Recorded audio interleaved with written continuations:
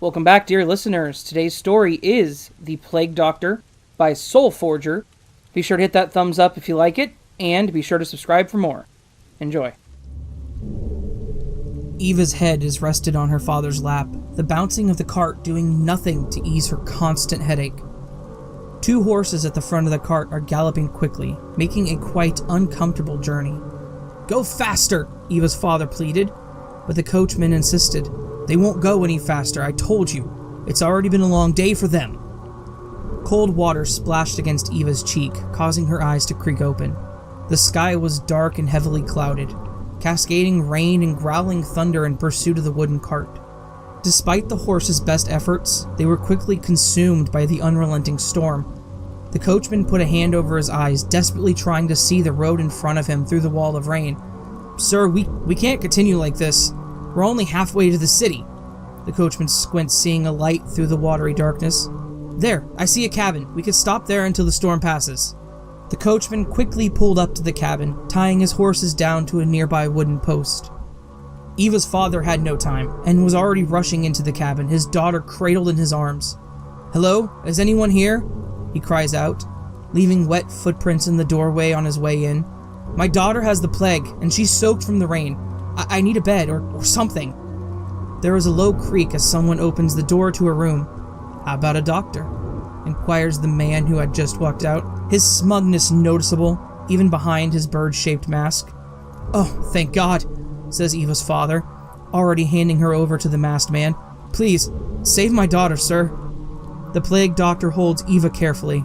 "Of course, that's what I do. Please wait here. I need isolation and silence in order to work my magic." Eva, barely conscious, opens her eyes again to find herself laid down on a wooden table in an office.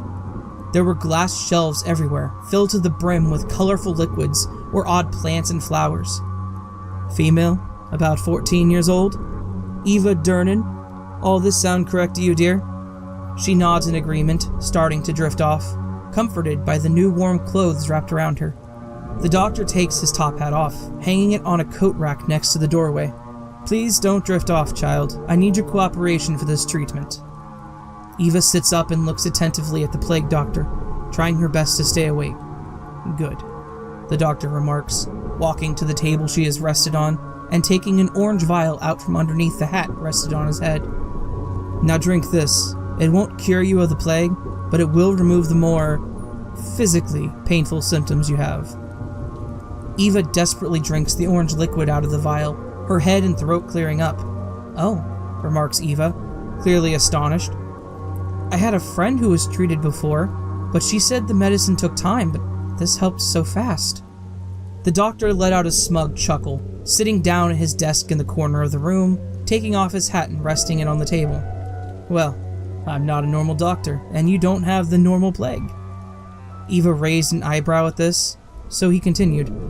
"What I'm going to say is going to sound very preposterous, but you're going to have to stay calm, my dear. Can you do that for me?"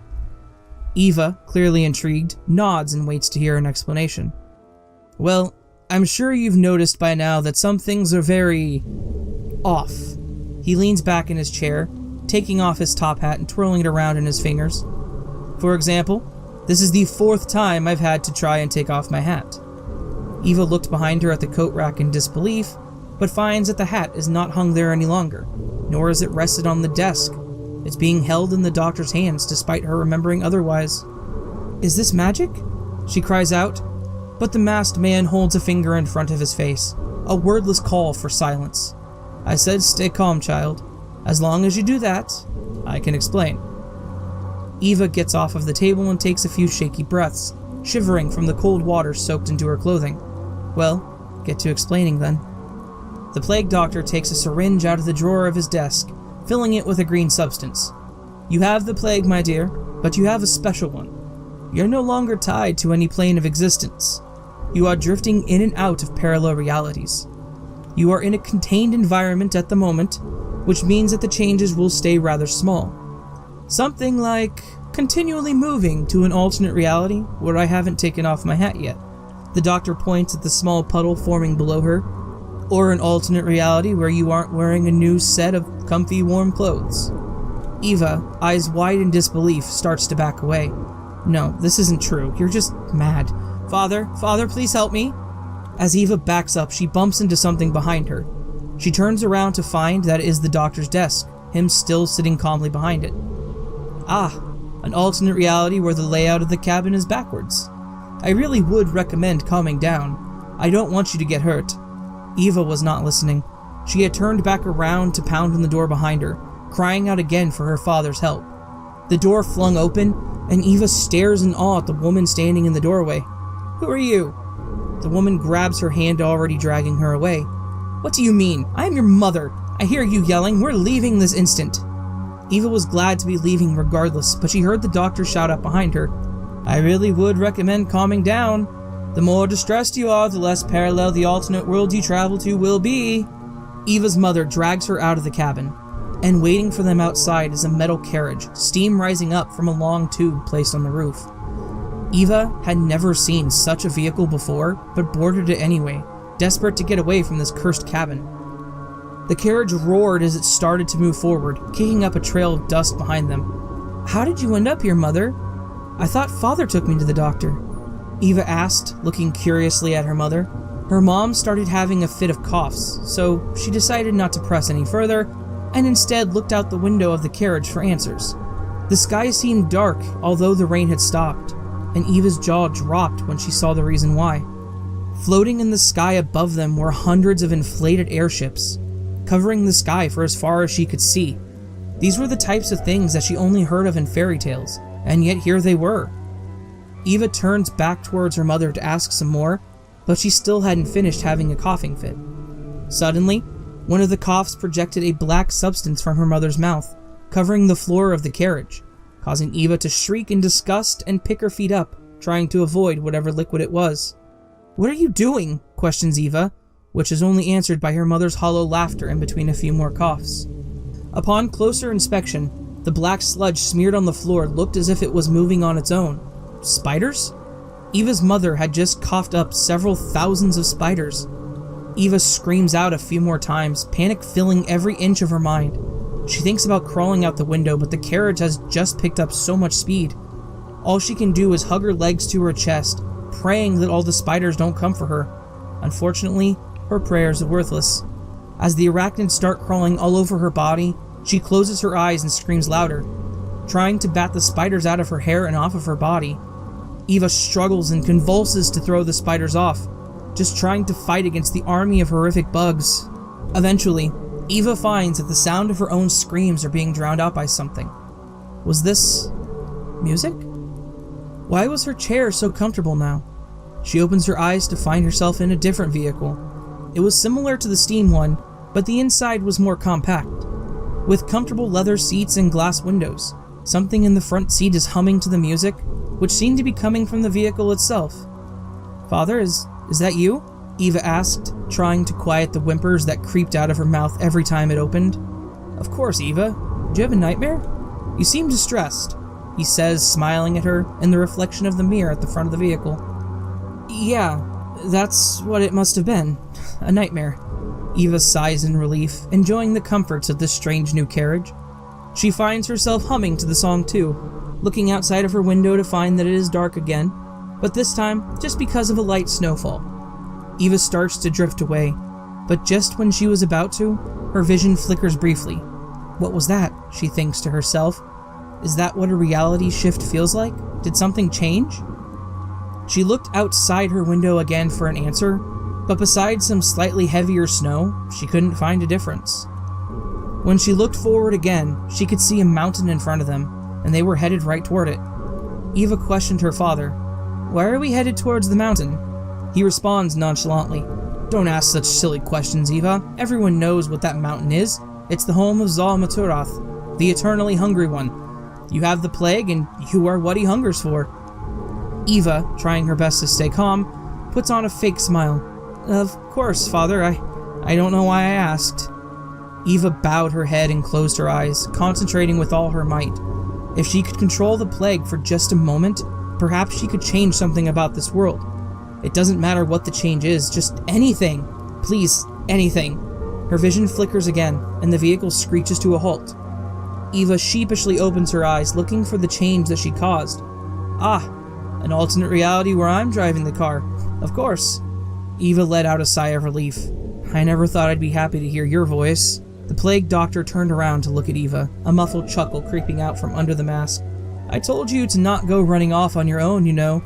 Not a fan of the last world you visited, by the way. Most bugs were killed off by the modernization of the entire world, so spiders were left without prey. So instead, they became parasites, planting eggs on top of coal piles, which sent them up into the sky whenever the coal was used. A horrible reality where you can get spider eggs stuck in your lungs until they all hatch. I'm glad we're out of that world, but I'm afraid this one isn't much better. Eva sits back in her chair, finally able to relax. So what's the plan, Doctor? We can just leave this world for the next one, right? It's not like any of them matter at this point. I don't think I'll ever be able to get back to mine the way that it was.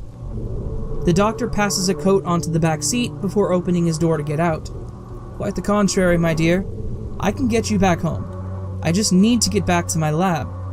Eva slides on the fluffy coat, which was clearly not meant for her as it went down to her knees, and the sleeves were far too long. She then opens up her door and climbs out of the metal vehicle to find the doctor holding a pair of binoculars up to his face, looking off into the snow. What are you doing? She questions. Well, that orange liquid I made you drink earlier did more than just kill your headache. It is made of siren blood, and it's designed to always call you closer to me in my lab, which is how I ended up in your car. Off in the distance, I am looking at a house. All I have to do is wait for you to accidentally wander into a reality where that house is actually my lab. The plague doctor explains before throwing the binoculars over his shoulder. Speaking of which, bingo. The doctor grabs Eva's hand and starts leading her off the road into a thick layer of snow, about knee-deep for the poor girl. There was a loud crunch behind them, like something crushing a tin can. The plague doctor puts a hand on the back of Eva's head, forcing her to look forward. Oh dear, don't look behind you. I can't cause you distress. If we slip into an alternate reality, I have less control over the situation. Eva looks up at the doctor, whose stress is somehow visible, even through the glass covering his eyes. Strangely enough, she didn't feel afraid. She seemed like he knew what he was doing, and was the most stable thing that she had in the moment. So she just nodded her head in agreement. The two of them wandered farther into the snow, making a beeline straight for the cabin in the distance. Well, says the doctor, if we're going to be walking for a while, then how about a history lesson in interdimensional travel? That could take your mind off the cold. Eva gives a warm smile and holds his hand while they walked. Of course, Doctor. Back home, no one had ever tried to educate Eva. She was being raised to be a farmhand by her father, making the idea of learning very alluring to her. Well, it all started with a couple of smart chaps from my world. They were fiddling around with lightning, black magic, and the sorts. One day, they accidentally made a machine. There was a loud crunch behind them again, but the plague doctor didn't let it faze him. Forward, Eva. Good girl. Right, so one day they accidentally made a machine which opened up to a reality parallel their own. Compared to what we know now, it isn't really that impressive, but it opened so many avenues for people to delve into the science of reality drifting. We soon discovered pockets between major realities. The more ambitious of us set up stations there and the like, to ease the transition between universes, but also making it profitable. Now this brings us to your special predicament, your plague. Eva noticed that the snow had stopped falling. Perhaps she had shifted universes again. So the plague is a strange disease that people catch at random. No rhyme or reason to it. Apart from a horrific headache and cough, it causes you to be able to float seamlessly through alternate realities. I'm one of the top researchers on this project, and we still have no idea what causes it.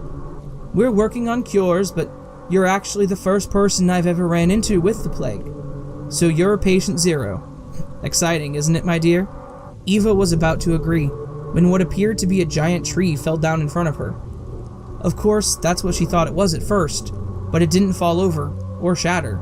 It just stood still. Eva begins looking up at the trees, trying to see where the leaves on it were, but it just kept going. The plague doctor pushed her head down gently. Don't look up. We're not quite to that part yet. Shall I continue the lesson? Are we in danger? Eva asks, fear starting to creep into her heart. The plague doctor holds her hand tighter. Of course not, my dear. I'm here. We're in no danger. Eva gives a sigh of relief. Alright then, I would like for you to continue the lesson. Very well. I shall update you about the biggest threat to having the plague then. You see, we've been able to track plagued people before, but never catch them. That's because they always drift towards a certain reality, one where a beast known as Zal-Maturoth resides. Zal-Maturoth is an incredible beast with infinite hunger, which is why it hungers for those with the plague. When he eats one, he is eating them from every single alternate reality. Unfortunately, there are not infinite realities, and he still has an infinite hunger. Eva understands what her father was saying in the car earlier. She thought he was spitting nonsense. She became very grateful that the doctor came to save her. Now this brings us to the part about why people with the plague drift towards this reality. It is because of large creatures called the sirens, which I mentioned earlier. Sirens call those who are drifting into the reality that they are currently in, and Zal-Maturoth loves to keep them as pets. Imagine that they are just large black land starfish with hundreds of legs. As he finished that thought, the two of them walked past another of the strange trees. And those, he continued, are one of the siren's legs. I'm afraid we are directly beneath one, but as long as we're calm, we'll be fine. Eva's brain was struggling against itself.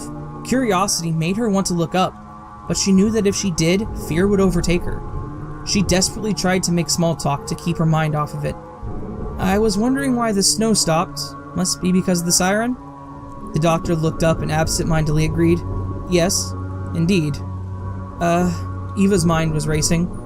They were so close to the cabin, and yet every step seemed to take more and more time. There was an enormous monster above them, and she wasn't allowed to see it. Why do you wear the mask? She finds herself asking, attempting again to take her mind off of it. Well, the plague doctor explains, it's not just the mask which is important. This suit covers my whole body, no holes. That is because it's coated in void resin, which means that although I can be dragged into the reality that you're in, nothing about me changes. It's a bit inconvenient to try and help somebody when you've lost your memory.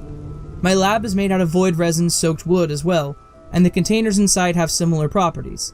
It's designed to remain the same no matter the reality it finds itself in. And, speaking of my lab, the two were now in front of the door, which the plague doctor opened to let her in. After you, my dear. Eva, although not afraid, rushes into the lab just so she could ease her mind of the entity outside. The doctor chuckles at her rushing, entering the lab behind her and tightly closing the door. Right this way, my dear. I had a serum prepared which will trick your drifting abilities into bringing us back to your reality. It should be on my office desk. The two snow-covered individuals walked towards the office, not taking the time to clean themselves off, leaving a trail of white footprints on the cabin's floor. The doctor takes off his hat and places it on the coat rack, then makes his way towards his desk. He sits down and goes to scratch his head, but finds the hat still placed on top. If I didn't know any better, Eva, I would say that you're doing this on purpose. The doctor chuckles at his own joke, then opens the drawer of his desk, his jovial manner dissipating at once. Well, exclaimed Eva, is something wrong? The doctor clears his throat and lifts up the syringe filled with the green liquid, presumably the substance designed to send her home. It appears I've made a grave error. He uses his thumb to close the back of the syringe. I forgot to close this before I got whisked away by you leaving my reality. And because the liquid was not encased in void resin... The doctor looks up at Eva, his intensity spilling out through his mask. The liquid inside this container could have been replaced with, anything. Eva's hopes immediately fall, but she had a feeling that getting back home wouldn't be so easy. She mopes her way over to the wooden table, then sits down with her head in her hands. I'm sorry, my dear. I will think of something. But you can't use the plague on your own. That will just bring us closer to Zal-Maturoth, and being his next meal. Just when Eva was about to speak, a loud roar could be heard from above, a roar that Eva had never heard the likes of, one which shook the earth beneath them, but also rattled the stars in the sky above. The doctor covered his ears, shouting his loudest to overcome the absolute amplitude coming from all directions. You might want to cover your ears for this, my dear. It's just a siren's call, but they tend to be quite loud and long. Eva followed his directions, but the call was creeping in between her fingers, still finding a way to ring inside of her head. The extreme noise pierced through the poor girl's skull, causing her a splitting headache to return. She closed her eyes and tried desperately to last through the pain, but it was breaking her. Eva thought about being anywhere else, somewhere where she could escape the torturous call. Suddenly, she stopped hearing the roar. Her eyes creaked open. "What did you do?" inquires the doctor, already standing up from his desk and heading toward the door. "Where did you bring us?" "I'm sorry, I wasn't trying to..." Eva begins to protest, but she stops herself when she notices the outside window. Everything had gone completely black. Curiosity had taken a hold of her and she started to follow the doctor towards the door. "What's outside?" asks Eva, surprising the doctor, who didn't know that he was being followed. He quickly slams the door shut and turns around to face the girl before him. "It's nothing, my dear." However, she had already started making her way toward the door, and he made no attempt at stopping her. "You could tell me what it is, you know. I can't flicker us anywhere worse than this." The doctor sighs and puts his hand on the door handle. "Flicker, huh? That's what we're calling it now?" He twists the handle and opens the door, and the sight outside was truly awe-inspiring. In front of them there was a white glowing wall, floating in the middle of what appeared to be eternal darkness. "I wasn't trying to hide anything from you, Eva," the doctor explains. "I meant there is nothing out there. You flickered us into the orbit of Zal Maturoth's planet." Eva looks at him quizzically, and he understands his mistake. Right. I'm talking about orbit to a girl from the Dark Ages. We're very high up in the sky, among the stars." Eva looks back towards the ball, then asks, "Where are the stars then?"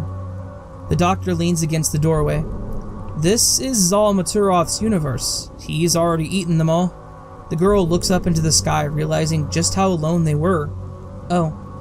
What's more interesting to me," continues the doctor, "is how you not only managed to use the plague to go somewhere you wanted, but also a location which puts us further away from sirens. This has never been observed before to my knowledge." Eva looks back at the doctor a bit embarrassed. "I did it on accident, though I don't think I could do it again." "That is understandable," says the doctor, already walking towards his office, "but it is an important skill that we can work on together." Eva closes the door and follows him, a small smile manifesting itself on her face. It was comforting to know that she wasn't going to be alone. The doctor picked up the syringe on the desk and holds it carefully. "I've examined the liquid in this container fully, and it's very similar to the one I originally put in. It will likely be able to trick your plague into going to a different alternate reality, but I don't know which one. We're going to have to use it regardless, because my lab isn't designed to spend large portions of time floating in space." "Is that alright with you?" Eva nods in agreement, and the doctor's voice dropped in such a way which made it much more crestfallen. "I'm sorry, my dear, but this will most likely be painful. Just try to bear it. You've been very brave so far." Eva closed her eyes and clenched her teeth as the needle was brought closer to her. Then the doctor gently inserted it into the back of her neck. Sure enough, it caused an alarming amount of agony, and Eva drew in sharp breaths in response. She felt the substance cling to her mind, like it was being dragged in every direction that it willed for her to go. Suddenly, she felt a flicker, and the darkness outside the windows was replaced with yellow warm light. "Well, let's go check and see where we've landed," the doctor says, taking hold of Eva's hand and leading her back toward the door. Normally, Eva would have been nervous, but she didn't feel worried anymore. As long as she was with the doctor, she knew that she would be safe. Just as the doctor was about to open the door, he's interrupted by a knock on the other side of the wood. Unusual, he comments, opening the door for whoever had just knocked. To both of their surprise, the person standing on the other side of the doorway was the doctor. The other doctor had a board in his hands, and he was flipping through the paper resting on top of it. "Greetings, and welcome to the Edge of Reality. I am Doctor number 3175A, and you are Doctor 201862T. I'm afraid I don't understand where," starts the doctor, before getting interrupted by his doppelganger. "Look, I'm here to explain so you can just quiet down. You used an altered serum on your patient zero, which means you ended up here. Get used to it, because nobody has been able to use their plague to get out." 3175A starts writing something down on his clipboard, then pins a piece of paper stating the doctor's number onto the side of the cabin. "Look, pal, there are a lot of alternate universes all at different points in time. Every time a young man trains most of his life to be the first guy who saves someone who catches the plague. Every time they are able to catch someone who recently acquired it, they're patient zero. Every time they forget to close the end of the syringe, every time they use that syringe on their patient zero, bringing them here. 3175A leans in closer toward the doctor, his words growing in harsh intensity. You fail, Doctor, every time. So don't think that you're some special snowflake which will be first to escape the edge of reality. You belong here like the rest of us. Have a good day. The doctor's duplicate tucks the clipboard under his arm and leaves. The doctor is too stunned to move at all, his breath growing heavy. He clutches his chest with a gloved hand, falling to his knees. Eva feels bad for him, but peeks outside the doorway to look at the world beyond the cabin. Sure enough, they were on a straight long street that seemed to stretch on forever. Lining both sides of the street were duplicates of the cabin. Walking through the street were a lot of doctors, but also a large assortment of patient zeros. They had nothing in common. Some were very old and some shockingly young. Let's get you back inside, Doctor, pleads Eva, tugging on the back of his shirt. You need to calm down. The two of them walk back into the cabin, and the doctor sits down at his desk, still wildly in disbelief. I spent most of my life on this, he says, his heart dropping lower. We're getting out of here, Doctor, says Eva confidently, putting both hands on his desk and staring into his eyes with earnest intent. You heard the other me, my dear. I could hear it in his voice, just how empty he felt. No one can leave. There are thousands of me here, and none of them have figured it out. Eva lets out a smug chuckle that she's heard one too many times from the man sitting across from her. You mean that no one's left yet? The doctor sits back in his chair, frustration filling his words. But none of me has ever been able to leave. Ever. Eva leans forward, not letting the doctor back out of her plan. Just like no one has ever flickered away from a siren before. In that moment, the hope rising through the doctor's blood was visible. His smugness enters the air once more, and he agrees. Indeed, my dear, no one has ever left the edge of reality. Yet.